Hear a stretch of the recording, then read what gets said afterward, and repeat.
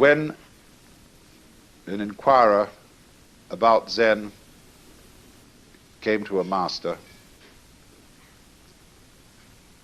often, you know, they approach a Zen master with a kind of key question. What is the fundamental principle of Buddhism? Or why did the bearded barbarian come from the West? Because Zen is supposed to have been brought into China by a Hindu named Bodhidharma. Bodhidharma is always represented as having a huge bushy beard and very fierce eyes. Now, Bodhidharma always insisted that he had nothing to teach. And so, why did he come? That's one of the fundamental questions. You might say to me, I've often said when I'm giving a lecture, I'm not trying to improve you. I'm not trying to persuade you to a certain point of view. That is to say, like a preacher would convert somebody. In fact, I have nothing to tell you at all. Because were I to presume that I had something to tell you, I would be like a person who picked your pocket and sold you your own watch. So you might say, then why do I talk? You might ask the sky, why are you blue? The clouds, why do you float around? Birds, why do you sing? And we've been busy trying to invent explanations for all this. And so there's this great Zen saying. One of the old masters said, when I was a young man and knew nothing of Buddhism, mountains were mountains and waters were waters. But when I began to understand a little Buddhism, mountains were no longer mountains and waters no longer waters. In other words, when one starts scientific and philosophical inquiries, everything gets explained away in terms of its causes or other things that go with it. Or one sees that all the things in the world, what we think are separate things, are as things illusions. There is nothing separate. So, but he said at the end, but when I had thoroughly understood, mountains were mountains and waters are waters. So,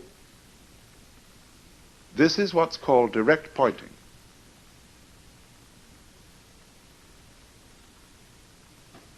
A Zen master was once talking with me, and he said, when water goes out of the wash basin down the drain, does it go clockwise or anti-clockwise? And this was all phrased in the middle of a very ordinary conversation, and, you know, it just seemed like a speculative question. And I said, oh, it might go either. He said, no, like this. Now, he said, which came the first, egg or hen? I said, tuk, tuk, tuk, tuk, tuk. Now, he said, that's the point.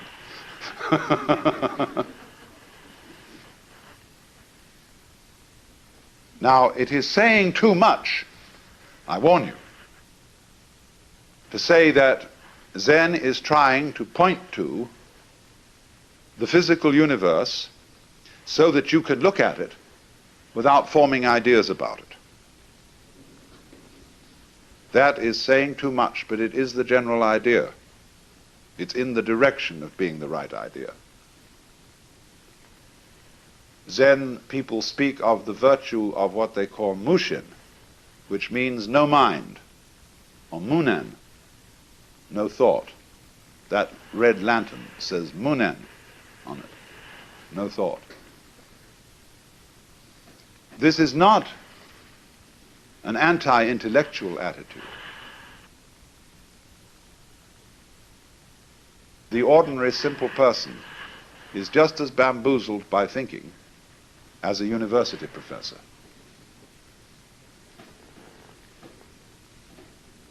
You can think intellectually in a no-think way. That's the art. It doesn't mean not to have any thoughts at all.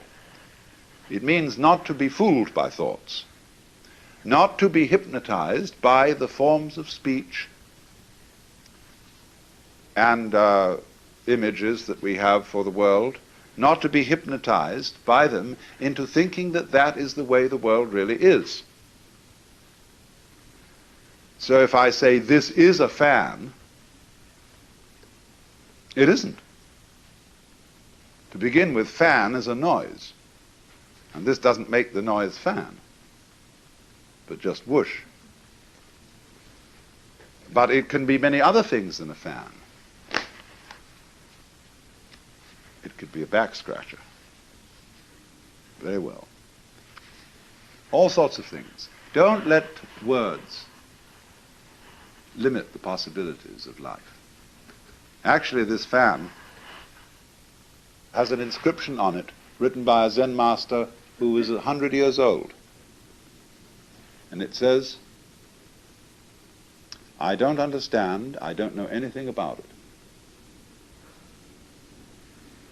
So that goes back to the story of Bodhidharma, that when he first came to China, sometime a little before 500 AD, he was interviewed by the Emperor Wu of Liang.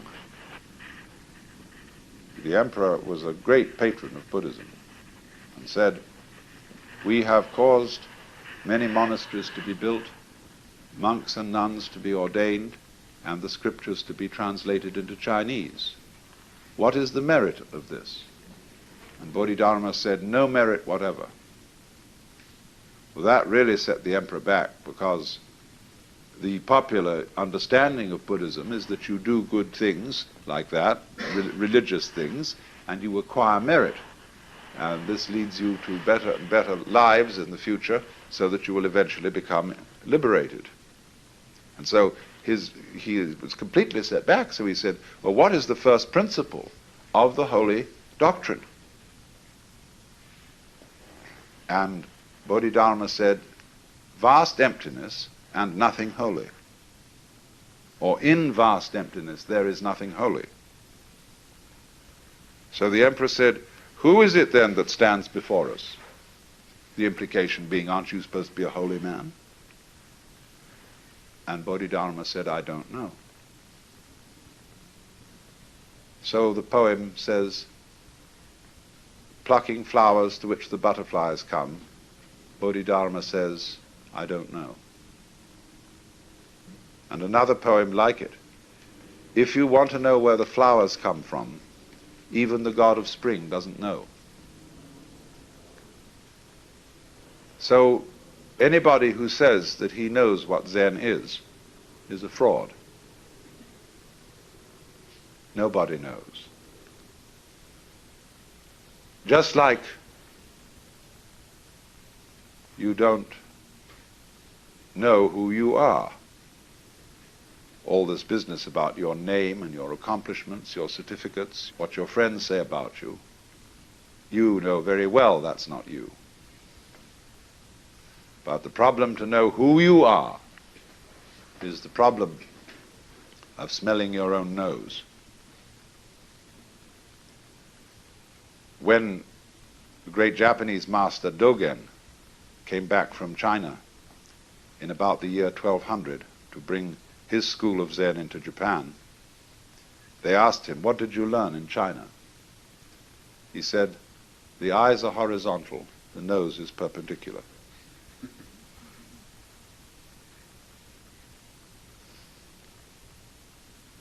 This man went on to write a tremendous book about Zen.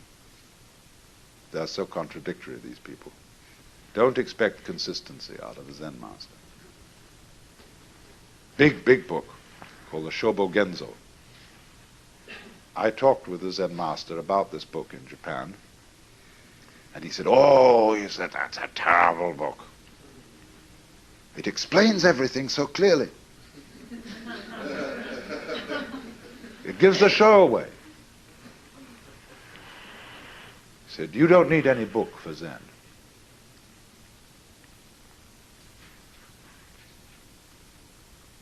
So you see It is this kind of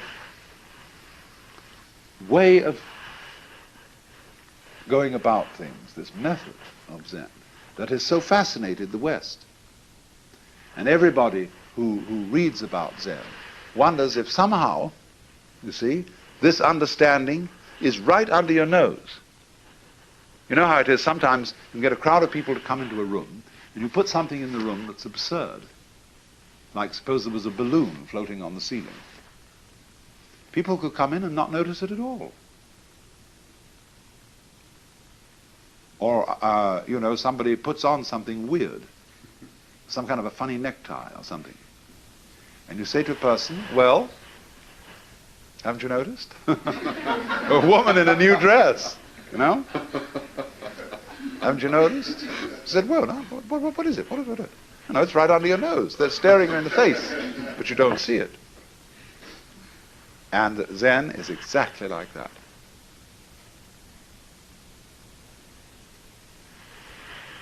It is very obvious.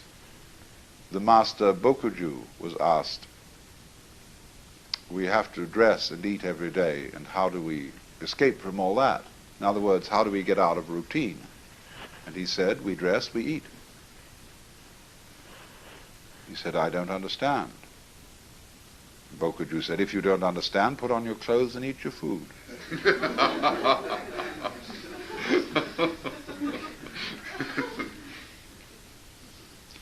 Another Zen master in quite recent times was interviewing a student. You see, all these stories I'm telling you are connected, and what I want you to do is to grasp intuitively the connection.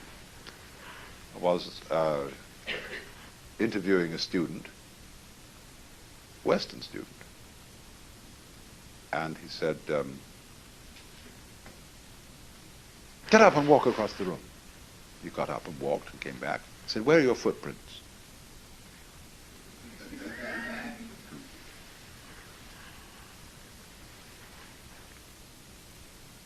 Another monk asked Joshu, what is the way?